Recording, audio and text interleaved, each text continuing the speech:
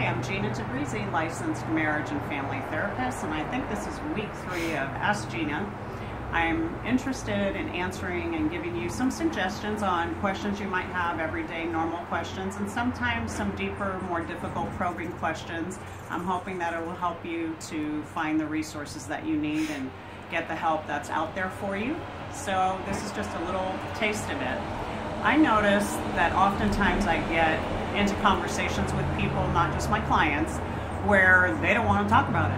And I'll bring something up that, you know, I'm conflicted about, or maybe they said something that hurt my feelings, or we got into some kind of dialogue or conflict over dinner or at a party, and it left me with a bad taste in my mouth. And I'll say, you know what, I'm going to just go talk to them about it.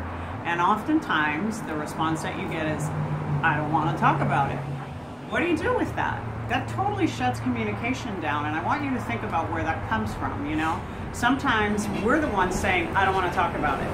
You know, there's times that that's okay. And the only time that I can think of that that's okay is if you're really angry.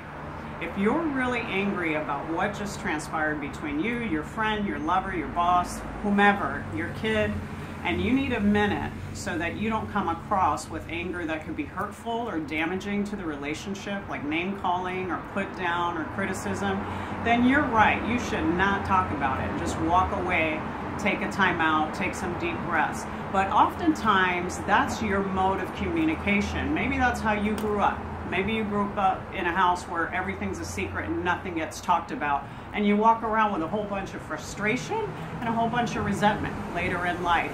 And then when you really need to tell somebody something, you don't even know how to get there. You don't even know how to talk about it because you're so used to shutting things down with, I don't want to talk about it. A problem doesn't go away because you hide it under a carpet or a rug or stick it in a drawer for your life. You got to look at it, you got to take it out, and you got to resolve it. There's always a way to resolve or to have solution about something. So what I'm encouraging you to do is the minute you hear yourself going, I don't want to talk about it, maybe say, I think I would have a hard time talking about it right now. Let me think about it and I'll come back to you. Like, let's do it at a later time when I feel more composed or when I feel more confident in having this conversation. Like, that's a nicer, gentler way to keep communication going with somebody, and it also says I care about what you want to talk to me about. I just can't maybe handle it right now. On the receiving end, when somebody comes at you like that, is to say, look, this is really important to me. It's not just going to go away. If you can't talk right now, then I want you to give me a time and commit that we're going to talk about it later, because I'm going to have it in my head and it's not going to go away and it's not going to get resolved for me.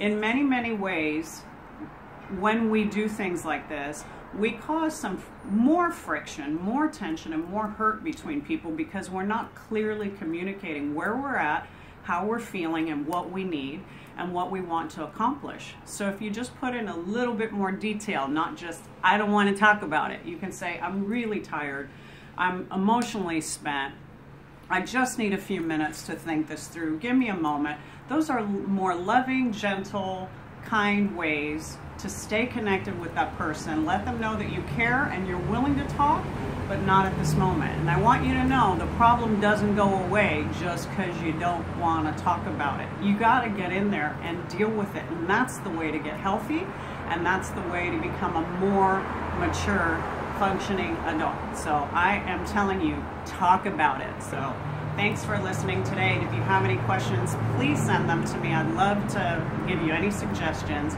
at AskGina@harmonyheals.com. AskGina@harmonyheals.com. Thanks.